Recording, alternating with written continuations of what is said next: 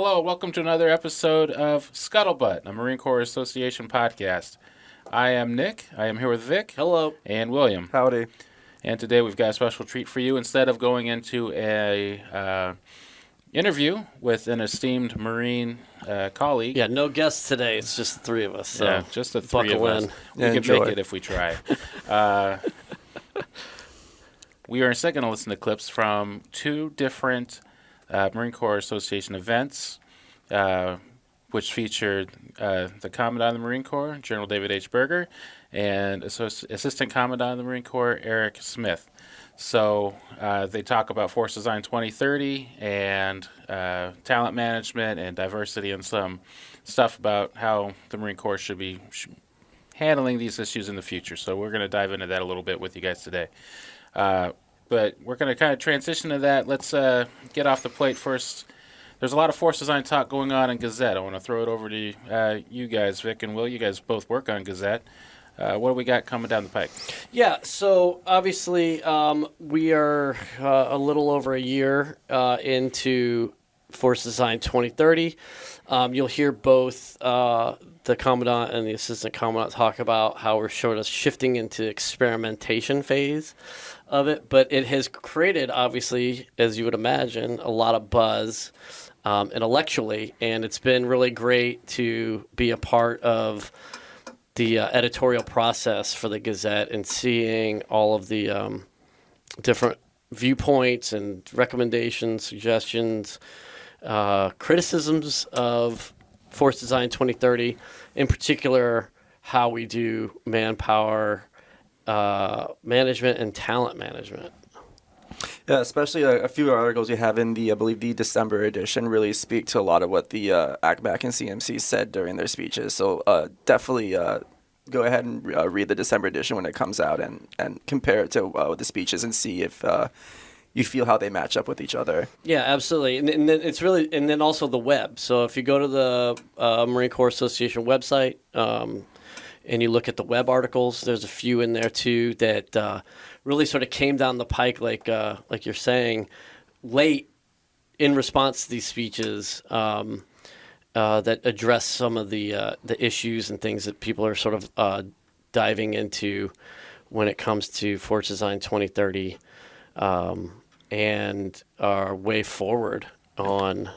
Yeah, some real paradigm shifts as far as how we are going to find that edge over our pacing threat, which you'll hear that term used a lot in both speeches. And shameless plug for Gazette, if any of our listeners out there have any ideas or thoughts about Force Design 2030 or the speeches we're about to talk about, please go ahead and write and get your voice out there and help contribute to discussion to change the Marine Corps for the better. Yeah.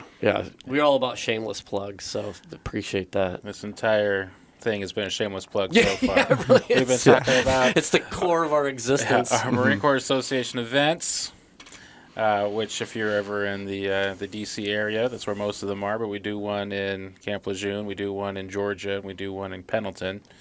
I think those are all of our out-of-area dinners. Yeah, I think the Pendleton one's coming up in December, isn't it?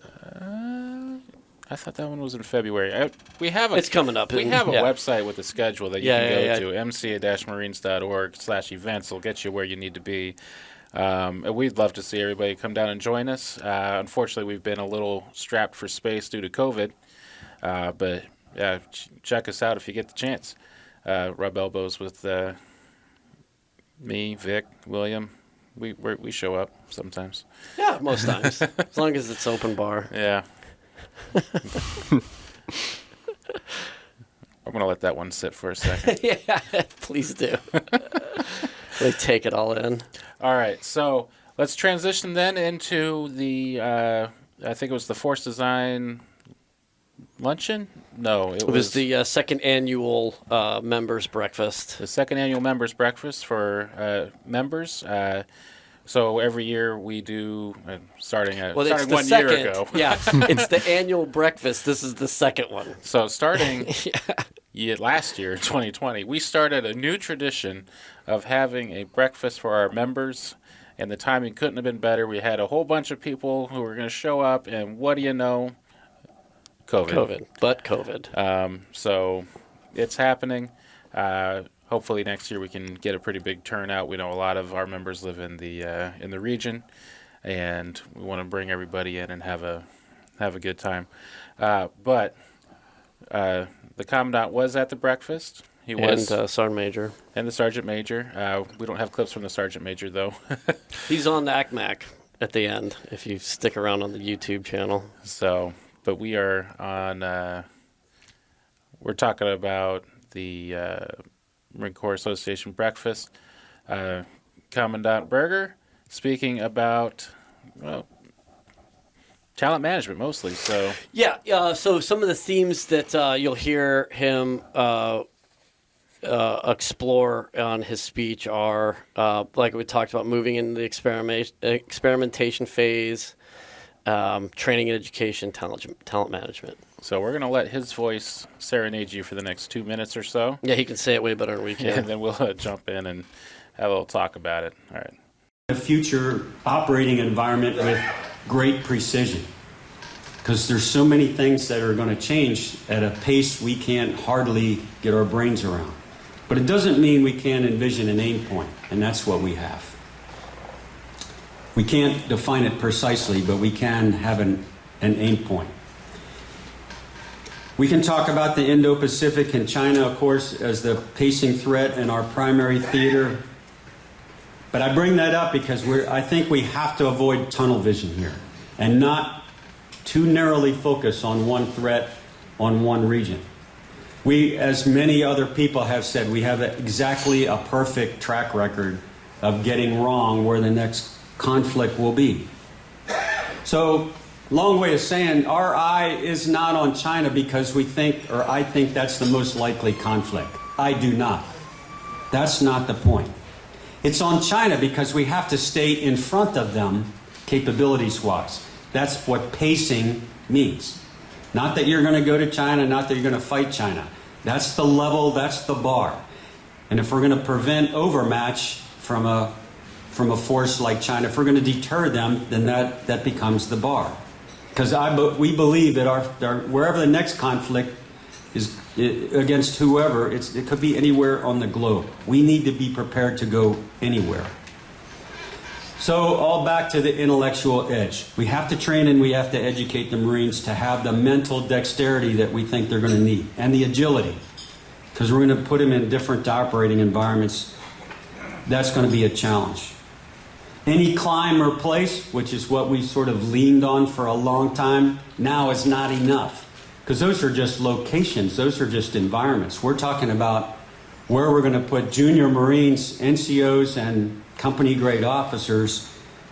It's not limited to just a physical location or domain. We need Marines to operate in environments, this is hard, but environments they can't actually physically go to. This is information space, this is cyber. These are areas where physically they won't be, but they're still going to engage, still going to win. There. Yeah. All right. Avoiding narrow focus. Vic, what do you think? Yeah, so I really I appreciated his thoughts on avoiding tunnel vision. I thought that was kind of hilarious that we have a perfect track record of getting wrong where the next conflict will be. And, in my time in the Marine Corps, September 10th, 2001, we had no idea. And so I think that it's profound that he mentioned that, and I think it's a good sort of it's good to humble ourselves and not get so spun up that everything we're doing is getting ready for a fight with China. That's not what he's getting at with Force Design 2030. Yeah, and it might be even a little beyond the scope of what the Marine Corps should be doing, but it's not just militarily we're out trying to outpace China. China is building railroads and canals and things all over Africa and South America, just trying to circumvent the traditional Euro-American power structures that are in place, right? So, well, and if we also look at sort of our threats as they stand, one of the tentacles of the octopus, if you will, is Russia. Russia loves to use proxy wars. And so to get to your point, Nick, is that if China is expanding their influence to the point where they may not have to directly engage, especially when we start looking outside of the Pacific theater. Yeah, and to that point as well, Russia taught China everything they knows almost as far as it comes to dealing with Western powers. Feels like sometimes. Absolutely. I mean, just look at what, like Crimea was a perfect case study for how to do four-dimensional warfare. Mm-hmm. And I don't think anybody wasn't stealing from that playbook. Oh, absolutely. And the fact that there was almost virtually no consequence for just taking over a country, essentially. Yeah. And it went almost unnoticed as well. But going back to sort of, we're talking about, being flexible, and we're not going to know what the next fight is. I feel like there's a lot of Marines who are questioning if a lot of the changes recently is matching that. Especially, there's a lot of angry former Marine tankers out there who I imagine be like, well, what about us in a situation where we were applicable to? So I think sure. I still the idea that China is the pacing threat and the main threat is still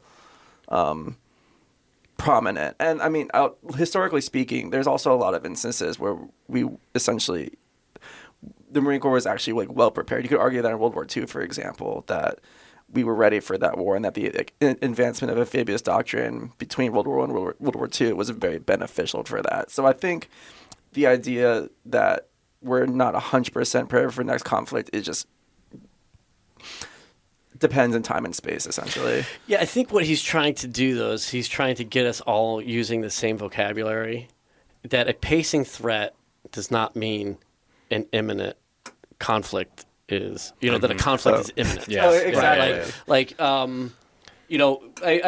During the Cold War, one of the analogies that was a very common analogy was this idea that you got the two toughest kids on the block, and eventually, they're going to have to fight for supremacy, and I think he wants to get out of that old Cold War mindset that we're doing all these things because we foresee sometime in the near, between now and 2030, actually going to war or having a physical violence with a Chinese military. And so I think he really wants to help sort of get everybody on the same vocabulary, that a pacing threat means that we just have to maintain that advantage, whether it's intellectually, material, with our material, with our gear, our force structure, our our allies, doctrine, exactly. The joint force.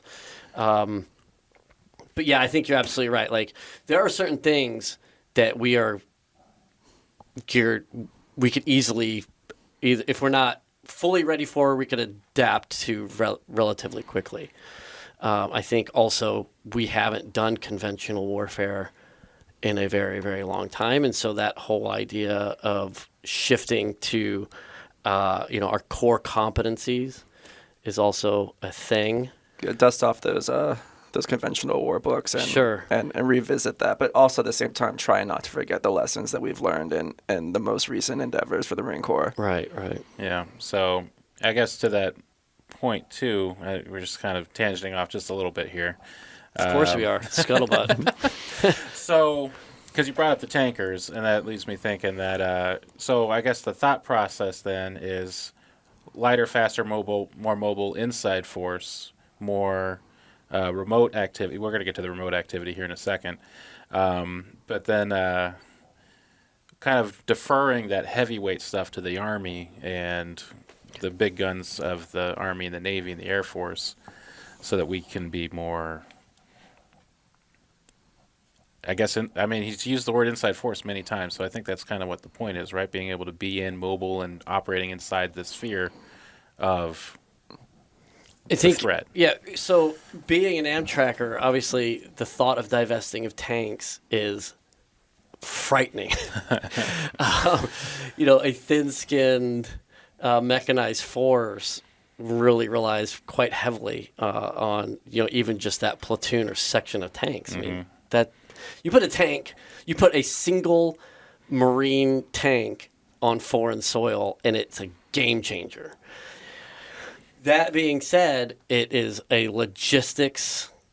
I mean, it takes a lot to get that tank to do everything that it needs to do, and it's heavy. So you have to consider, space on a ship, and you have to figure out how are you going to let it, how are you going to keep it running, how are you going to keep it armed. Yeah, you can't just roll out a solar panel and charge it up. Right. I mean, you don't got JP8, then you've got, a 30 or a 50-ton pillbox. And then that thing runs out of ammo. You've just got a 50-ton thing sitting on foreign soil. And so, it takes a lot of considerations. And maybe the idea is that as part of the joint force, if we can take all of those logistics considerations out and we can sustain the force, then maybe that's the better way to go. So it is about being lighter and it is about being flexible, but it's also about how do we get it there and then how do we sustain that force once it's there. And I think that transitions into the second part of that clip we just listened to about how any climb in place just isn't enough anymore, because you got to be able to think beyond just physical location. You got to think cyberspace, actual space, remote functioning, all that stuff. So what do you think about that substitution of moving from heavy and loud to remote? I don't even know how to phrase that right now. No, really. I think I don't know how. I think that's the problem. We don't know how to phrase it. Yeah. And then you take, we were just on a phone conversation with a very a deep thinker on these issues, and you have all of these capability, but at the end of the day, like generationally, the people at the top aren't used to this way of thinking. Like it's really easy for us to say 4-dimensional warfare. We have to consider space, but like for dinosaurs like me, I'm like, I don't know what that looks like. And so if you give me an EW guy attached to my unit, or you give me a cyberspace guy, I'm like, what is it that you actually do? Yeah. Like, and so I'm still using the radio to do the majority of my communication, and that's just it's an antiquated process, and so. But I think circling back to the thought of proxy wars too, and especially where China's making advances in cyberspace, is that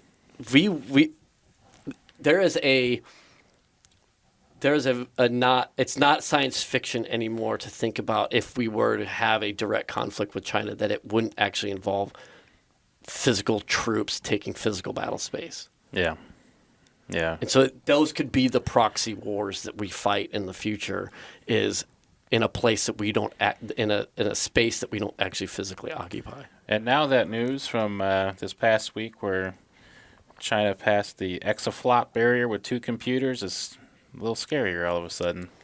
Well, I mean, it wasn't that Absolutely. long ago that we were all clamoring at gas stations because someone hacked the pipeline. Yeah. Affected the entire East Coast. Yeah. I mean, Yeah. it took me days to get Amazon delivery. Oh, man. It was excruciating. Makes you wonder how the Luddites did it. So, there was a time when the Pony Express got your mail across the country in a little over 2 weeks, man. What's mail? That was crazy technology. Yeah. I don't know, William. What are your thoughts on the 4 dimensions?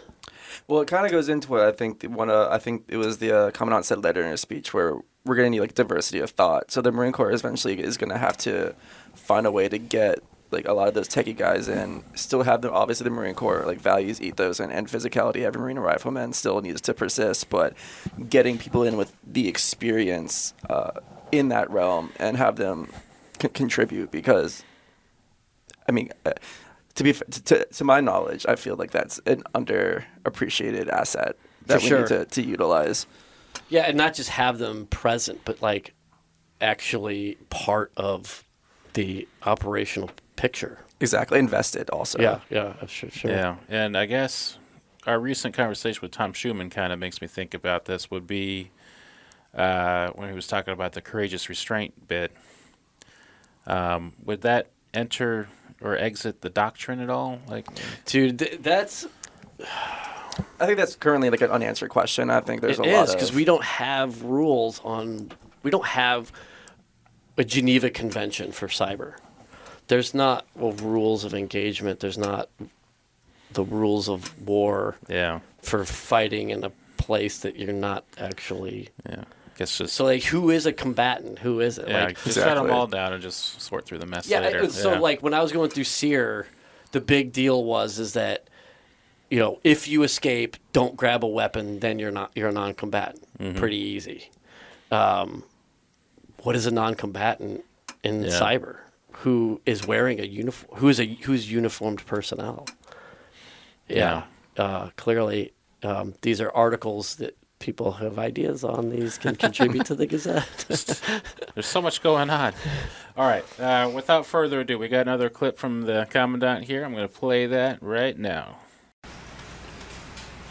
I don't think successful companies prevent people from coming back to their companies if they want to come back in. But it ain't real easy to come back into the Marine Corps. It's like that door out there doesn't swing both ways. Why? Why is that? Why can't, if somebody leaves the Marine Corps for 2, 3, 4 years, wants to come back in, why is it so difficult? Why do we make it so hard? We have to change that. Companies don't do that. They don't say, well, you left us 4 years ago. We're not interviewing you. They're like, welcome back. But in the military, it's more like a one-way door. Why can't somebody take a 1-year sabbatical? Just freeze their promotion, freeze their time in service, freeze their time in grade, take a sabbatical. Why cannot we do that? Whether that's for education, start a family, travel the world, I don't care. Why are we not willing to stop their clock and then let them come back in a year later? Would we not get them for a longer period of time is my point. We probably would. Not easy to do. Career flexibility. All right, so General Berger right now talking about being able to retain Marines by letting them take a break from the Marines. That just feels weird to say out loud. It does, but at the same time, it's so insightful. I have a number of friends, actually a future guests of this show, who had they been afforded that opportunity would probably still be in uniform. Yeah. It kind of reminds me of like the Roman myth of Cincinnatus. Like this guy's he's retired, he's on his farm. You know, Roman's in trouble. They need him. He comes back. He whoops some ass, and then he goes back to his farm. And it's this idea that you know, we need to figure out a process in order to figure out how to get guys who want to come back in before that decision is made for us in a situation where we have to get those people and get that thought and get the intelligence back in. Yeah. So it was described to me by someone that I treat his word as Marine gospel, my old man, that that the Marine Corps has got a very wide, if you think of the entry-level lieutenants and corporals and things as being the bottom of the pyramid, the Marine pyramid is very wide. There's a lot at the bottom and not a lot of leadership at the top. I'm trying to describe this because it is a pyramid, yeah. but it's a steep. So it's it would be the opposite. It'd be a very gentle slope down. You could go up there and just roll down on your bike. Whereas like the Air Force would be the opposite. It would be very, very steep, very narrow base, and there are a lot. Yeah, I guess that's what it's more like. It's a foundation with like this little hat on top of it in the Marine Corps. Yeah. So this kind of sounds like this would shift that paradigm a little bit, if this is the direction. For sure. Yeah, I think the Commandant has said on a number of occasions how he wants it to be a more mature force.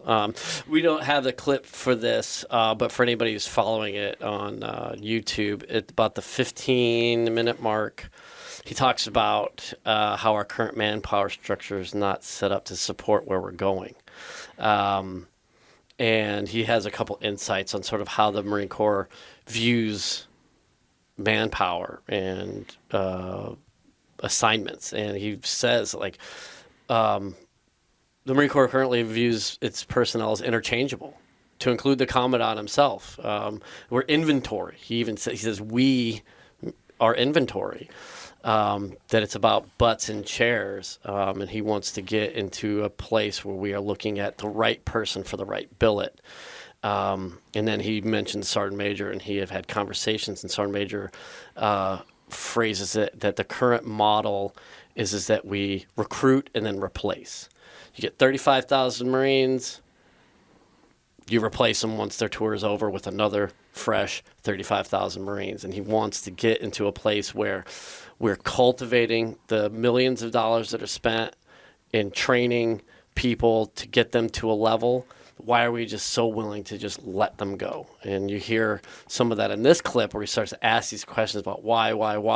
Why is industry looking a certain way and finding success, and we are so unwilling to even be intellectually curious about maybe adopting some of those TTPs. Yeah, especially it seems like the this sort of up and out model that it has right now is just like begging the Peter principle to show its face and just, you know, have someone who is really great in one position, and it is an expert in that one position where if you move him up a level, he could be absolute poor. Mm-hmm. Mm-hmm. Yeah, well, if you look at also like the UK model of how their forces comprised, I remember working with the Brits, and you would have like a really salty old like company commander because he liked doing that. So I mean, he's a captain. He's been in like 20 years, and he's just been a company commander his entire time. Yeah, I know that the Marines had a very strong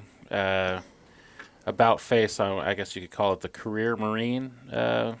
Several decades ago, to keep just to keep Marines from like sitting down like, nope, I'm happy being a captain over here, and I don't know where they would have been in the 60s or whatever time frame. I can't remember the exact time frame when it started, but I'm assuming that's pre-draft. Yeah, it feels that way. Yeah, so like pre-volunteer force. Yeah. Yeah, like pre-Vietnam is where I was thinking. But and I remember I think we actually have I can't remember the exact content. We have Al Gray talking about it on tape somewhere. I can't remember if it's our Core Voices episode with Al Gray or not, where he kind of talks about the career Marine and how now it's more of a get promoted or get the hell out type of a situation. So yeah, you only get 2 Ps, man. Yeah. You get 2 looks. Yeah. So and I think. Actually, the Commandant, I think, talked about that a little bit too. Is like, why does somebody, when they come off the clock, or when they request to not be looked at, why does that count as a P? Yeah. Just don't give me a look. I'm pretty happy here, and I've, invested. Especially when you look at like these very like niche things we're talking about, EW and cyber. Or people that go off to school, they got to do a payback tour. So we've spent all this money getting them educated. They're now in the chair where they're using that education in a very practical, applicable manner. But then, your 3 years are up. You got to go. Like, what did we waste all that money for? Or not waste, but why do we invest in this Marine when he's only going to be sitting in that chair? And you look at the maturation process of that. It's like, it's going to take him 6 months to even figure out where the head is in the building. And then he's going to get about 6 months to start working on his PCS move and transition. So you get him for about 2 years in that chair, and you just spent millions of dollars to train him for that role. Like, if he's liking it and his family has now put down roots in that town, why is he up and out? And if he says, no, I want to stay, well, you can, but that's a P. Yeah. Good luck on the next board. Yeah. It kind of, yeah, it's just the mobility of, marine life seems to be a big part of it. Like it'd be a whole culture shift. But also, a lot of that stuff traditionally was the civilian marine type of a position. And that, I guess what we're saying now is more like activating some of those positions, I guess. I think what they're trying to do is to professionalize, and not to say that the reserve force isn't professional; they're highly professional. But yes, it is an example is that you have these people that are able to transfer the things that they do in civilian life into their soldierly life, and there's a direct correlation, and they feed off of one another. So what if we just professionalize the active force that way? Yeah, just kind of reimagine the structure, I guess. Or just stop looking Yeah. at Marines as inventory. Like, I just need... And so, whereas one of our strengths is that every Marine's a rifleman, it's also our weakness because he's just a rifleman, or she's just a rifleman. Just move them in, move them out. Marines are- Hi-ya. I'm not touching that one. All right. All right, so let's transition now into... Okay, so we have one more clip from the Commandant, but we're going to save that for later because it matches up with the ACMAC. So let's transition into the ACMAC. And I need to apologize in advance. The audio quality from this dinner was not the best, so I apologize for the fish tank in advance. Turn that volume up for a bit. I cranked it up a little bit already for you. And just, I guess, of note, both of these are on YouTube. We'll post the links to those things if you guys want to listen to them in their entirety. So if you miss a clip or something's not clear and our discussion of it, you want to sort of get to what the actual leader said, just go to the YouTube link. But yeah, the sound quality, it's good. It's decent enough, I guess. Or we'll find out here shortly. I'm not taking ownership of the audio quality is all I'm trying to say. I'm divesting myself of it. I'm not throwing anyone under the bus, but I'm divesting this tank. It's, let's just say I'm glad it's not my job. All right. One thing I would talk to you about is training, education, and personnel. Those are now the Commandant's two pieces of force design. General Stalker, good to see you too, sir. I saw the invitation list, but as I make an eye contact, unfortunately I can still see that far. I finally figure out who's sitting where. Sir, it's always good to see you. General Stalker's daughter, by the way, was a real drum my last house. So Bethany is terrific. So the best realtor I've ever had. So it is a small world. Training, education, Lieutenant General Imes, and then manpower and reserve affairs manpower. Okay. Lieutenant General Dave Iderman. Those are his focus areas, and he's rolled this out. He's already talked about the future of how he sees manpower. We have to be more flexible. And let me be really clear. I'm pretty candid. Those of you that know me know I tend to just say what I'm going to say, and if I get in trouble saying it, then I go to Florida sooner, which is fine, right? Because boat prices are doing nothing but going up, and housing prices are going up. So maybe the sooner I get fired and go to Florida, the better, because I can afford, an 1,100 square foot house instead of 1,200. This is not about being woke. It's not about being, politically correct and all that other stuff, and I'm using my proper language. It's about having access to the totality of American talent. You got a country of 330 million people, right? And this is on what people would call diversity, equity, inclusion. What we're saying is, I need access to everybody, right? I don't care if you're black or white. I don't care, I used to say, I don't care who you sleep with. I don't care who you love, is a better way to say it. If you're sleeping with somebody who is a subordinate, yeah, I care. I don't care who you love. 330 million people, once you whittle out those who are too young or too old to enlist, you're down very, very much below 330. If you exclude 50% of the population, or you exclude, say, 14% who are African American, or you exclude X percent who are Hispanic. So the totality of American talent, guys. Profound, deep. What are we thinking? I think it's obvious. He talks about a lot in his speech about the business model that's in its sort of death spiral, and it totally dovetails off of what the Commandant's talking about, and that is if you take out the old and the too old and the too young to serve, you're left with a finite number, and then you start to chip away at those pieces of the pie. You're left with a force that's just not sustainable to continue to. A recruiting term is QMA. Your sort of qualified applicants is one of the, and it's probably an old term. I was on recruiting duty back in right after Iraq, so it was like 03 to 05. So it probably isn't even a term used anymore. But the idea is that you have a sampling of how many qualified applicants you have in an area, and that gives you sort of your population and so you start to pick numbers out of that pool on how many you should be recruiting and how many you should be, how many feet you get on footprints based off of that quality spread. And so, yeah, if you start to diminish the things you're actively pursuing, then you're not going to get, even if you stuck with the recruit and replace model, you're not going to be able to replace those that you're recruiting if your population that you're recruiting from continues to diminish and diminish. So if we're going to update this from seniors in high school, strip mall offices, and college campuses, is this looking then, going back to what General Berger was also saying, are we starting to look in like corporate offices? Like where are we looking for Marines now?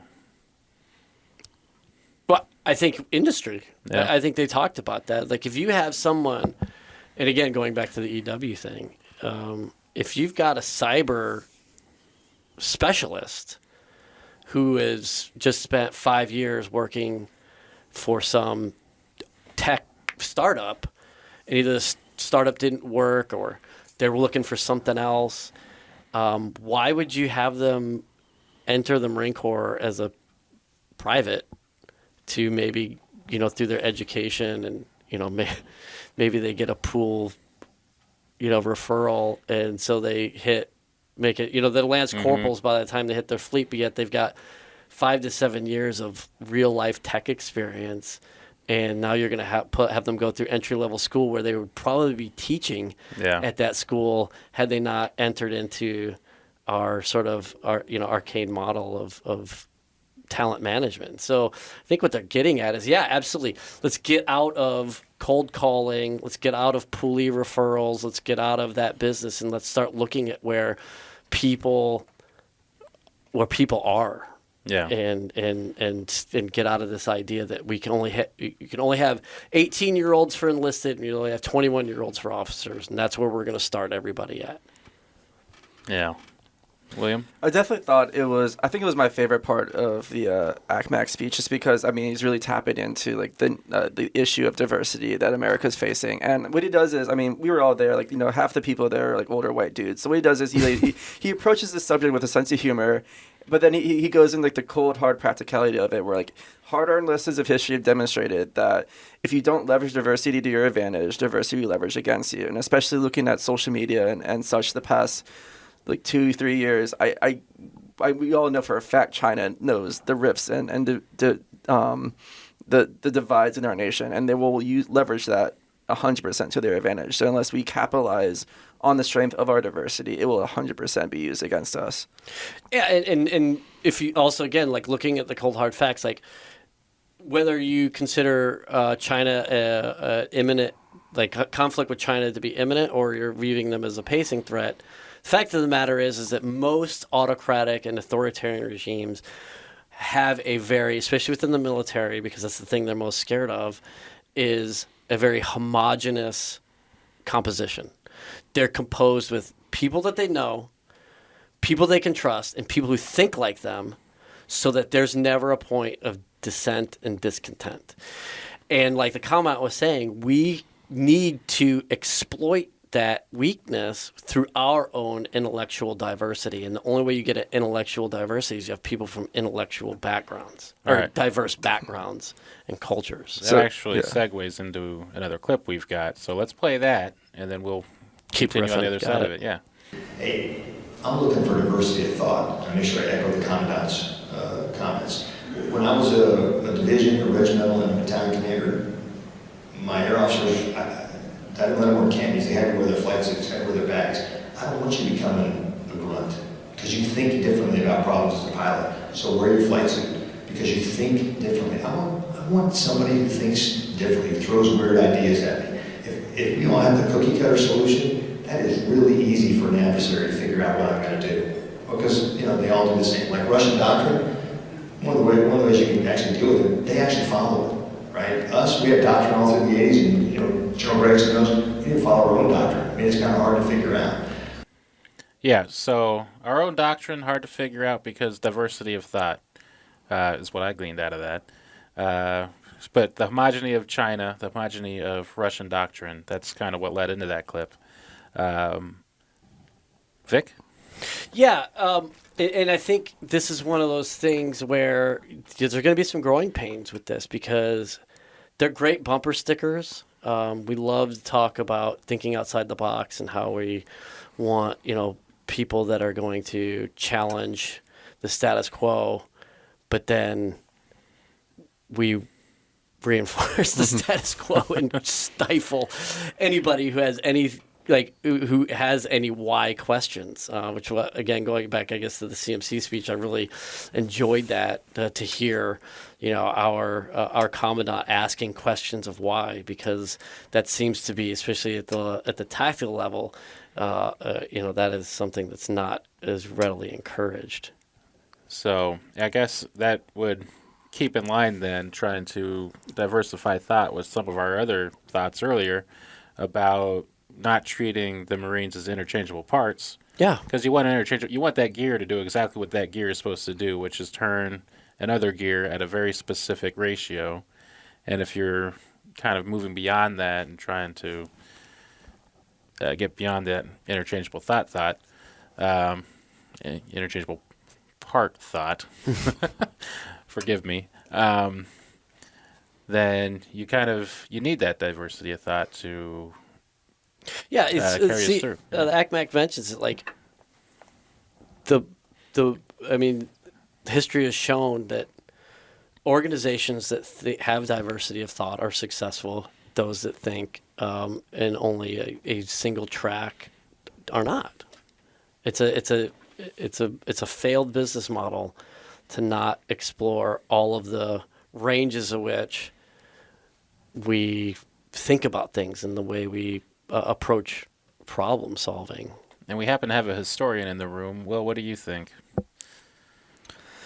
I mean, there's nothing really I can say to add to that. I mean, if you look at for example, which military organizations were flexible, which one innovated, and then which ones remained the same or stifled innovation. I mean, you could look at, for example, pre-World War II, the Soviet Union, slaughter their literally slaughter their intellectual strengths, prepared for a war that what they thought it was going to be versus what it would be in reality, and then got absolutely slaughtered by the Germans in Barbarossa.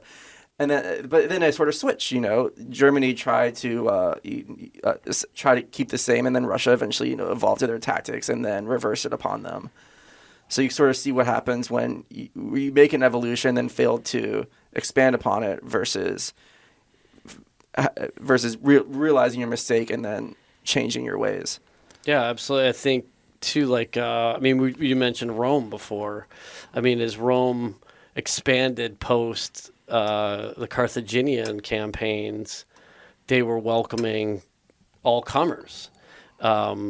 Spaniards, North Africans, Greeks. And then as the emperor sought to consolidate power, they then opened themselves up to all kinds of invasions and stuff because they were all just thinking about, they were looking at the world now through the emperor's lens, vice something that was more, am I capturing that correctly? I'm not an ancient historian, so to speak. I mean, there's lots of explanations for the fall and expanse of Rome, but I think that makes it's a pretty poignant point. I mean, something I've heard, a phrase repeatedly spoken is Rome thrived as a republic and fell as an empire. But don't quote me on that. Greater population. Do your own research. And then contribute to the Gazette. Exactly. They had a lot of thriving as an empire. That's when they got to their biggest extent, richest. Well, I mean, even as they most shifted, I mean, opulent. again, like we talk about like Yeah. innovation, like what happened after Rome fell is they became the Byzantines, who then became the Ottomans. The Byzantines were just Greek Romans, so like it became, Italy became just a fracturing of. We're diverging. I think, although we are, Yeah. this is a very diverse train of thought here. Yeah. I think it all does center around that. In order to exist, you have to be diverse, and you have to be flexible, and you can't adapt if you're just running on a single track. Yeah, and the flexibility is important because we can even pull Rome back into that because part of what happened to Rome was they had different ideas, but they were forcefully inside of Rome imposing their ideas on the other Romans. Yeah. And that is part of what led to a couple civil wars, a couple years of multiple emperors, a whole bunch of stuff going on because people look back at the past as the old way being, like, oh, we did it because of this. This is what is happening. Religion played a part. There's a whole lot going on in there, but But it's just a way of thinking. It's modernizing culture. Yeah, It's diversity of modernizing it. culture. Yeah, that was them basically fracturing by solidifying their ideas. And being able to be flexible with your ideas is pretty important. Yeah, absolutely. So- I think so. All right, and that will lead us into our last clip from Commandant Berger. Here it goes. Better crack that open a bit. I think diversity, there's a lot of discussion in diversity in the last 12 months. Some of it all over the map, and some of it actually pretty helpful. When Sergeant Major and I and the senior leaders, when we talk about diversity, we're not talking about demographics. We're talking about diversity up here, diversity of thought. And our premise, our assumption is more diverse organizations make better decisions. Translated into tactics, me equals more diverse companies, squadrons, are going to fight better. That's our assumption. Has nothing to do with demographics or skin color. Thought, experience. More diverse organizations do better. That's important. Because again, I think our adversaries have certain advantages over us. We're going to circle back again, I think, to the individual. That's where we're going to keep our margin of advantage. We have to be able to outperform them. We got to be able to operate differently. We got to find their weaknesses and exploit them. And if they're all kind of homogeneous organization, our adversary is, we can exploit that because we have a competitive warfighting advantage. Well, it's like everything we just said we already knew about. It's like we were there Yeah. and listened. So we were clearly echoing a lot of what the Commandant's already been bringing up. So, homogeneity, bad. Diversity, good. Diversity, good. What do you think, Will? Another shameless plug for the Gazette. If any of you are heavily interested, knowledgeable, expert in Chinese history and culture, take a time, break apart Chinese society, figure out, what's holding them together, what demographics are being suppressed, what's being put forth, and so that that the average, because I feel like especially the average American knows very little about Chinese history and culture. So if you can dissect them, as I know for a fact they're dissecting us, figure out what are the seams and gaps within their society, and then find out ways that we can exploit it and get that out there so that becomes more common knowledge to us. No, that's really good advice, and you don't have to or you should go back. Chinese history is vast, so yeah, you pour a cup of coffee, go for a walk, because you're going to be there for a while. But I think if we just look a little bit at recent history, those protests in Hong Kong, that didn't just happen because someone just had a bad day. There's a lot going on with the suppression of human rights, of demographic oppression, of them trying to maintain power within a group. It boils all the way down to language. Yeah. Especially, it's we talk about authoritarian regimes are highly repressive, and they put a lot of force on their citizens. But that force is holding in a lot of pressure, and that pressure has to pop somewhere. And it's just a matter of finding out how and where it will pop. Yeah. Yeah, Manchurian is the language that's taken over China, the version, I guess, I think, right? Cantonese is the Cantonese Hong is- Kong one, and that's Right. not, yeah. And Taiwan, I believe. In Taiwan, they speak Cantonese. Do they as speak well. Cantonese? I thought they had think their so. own. We could ask Dr. Hunziker when he comes back on. All right. And you guys haven't heard Dr. Hunziker yet, but we did have Vic sat down with him, had a very enlightening conversation not too long ago. We're bringing that to you shortly. So that is. Well, I do want to just, I guess, in sum, if I can. Yeah. Obviously we had talked about, demographics, diversity, talent management. When you listen to the ACMC speech, you'll hear him speak a little bit more about equipping the force, because he does delve into survivability and what that means to the joint force. But I guess sort of in sum. No, Vic. Nope. I got a clip. Oh, okay. The power projection piece, to be able to get those forces in. There's this argument that I could also use this particular body's help in. There's an argument that's brewing about survivability, as if it's a binary thing. These things are survivable, these things are not. Well, if it's like a piece of glass, right? Oh, this thing is hurricane resistant. Well, if I drop a 2-ton boulder on it, it's going to break. So at some point, I can make anything breakable. I mean, give me a lance corporal, and he'll break anything. So. Sorry I cut you off there, Vic. We had that one just kind of sitting around waiting to go, and you brought up survivability. So we dropped Lieutenant General Eric Smith. A 2-ton boulder on his clip. Talking about dropping 2-ton boulders and using the power of the Lance Corporal for destruction. Yeah.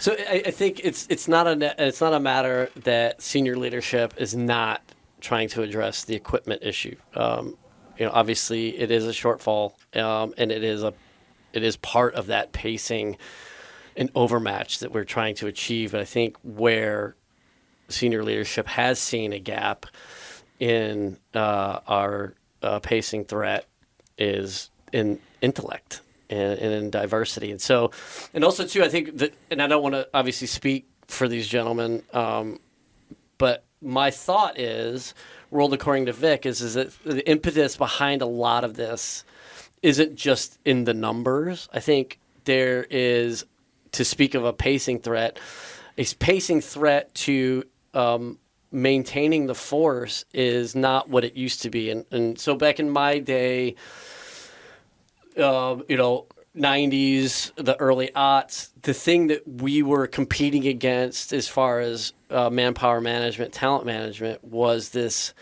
sort of monolithic entity that was depicted in the movie Office Space, and that is cubicle life.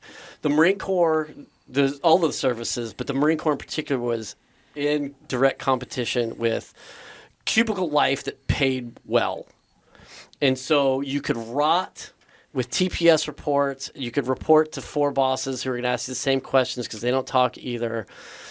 You can make a good living doing that, but you could die a little bit every day doing it. Or come be a Marine, get outside, see the world, save some lives, look at yourself in the mirror and go, I did something worthwhile today. Like, I never have to question my worth wearing the Eagle Globe and Anchor.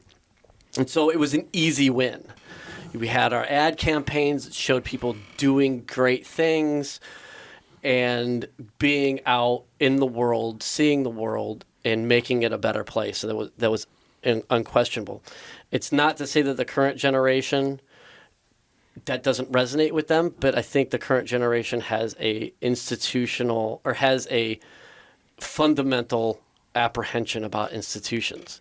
And so we don't offer a life that they can't go out and seize and grab. I mean, COVID has showed us that you can travel the world and still work remotely and still have a very successful, fulfilling life. So what is the Marine Corps doing now?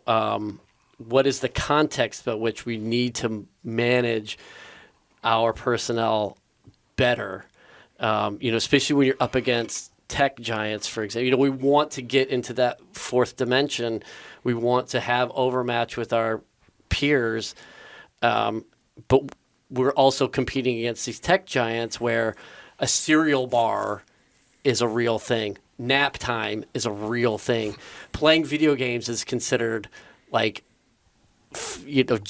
job fulfillment or a prerequisite to maintaining that intellectual advantage. And so what is the Marine Corps doing? And I think what the Commandant and the ACMAC are trying to do is to shift that paradigm so that we are no longer the antithesis of that life, but we are a facilitation of it. I don't know. Yeah, and getting away from there's probably more cubicles now in the Marine Corps than there is in... Right. Yeah, so probably a good idea to... I don't know. I as the oldest guy in the room, I feel like maybe I'm speaking out of turn. I mean, what do you guys think? Is that...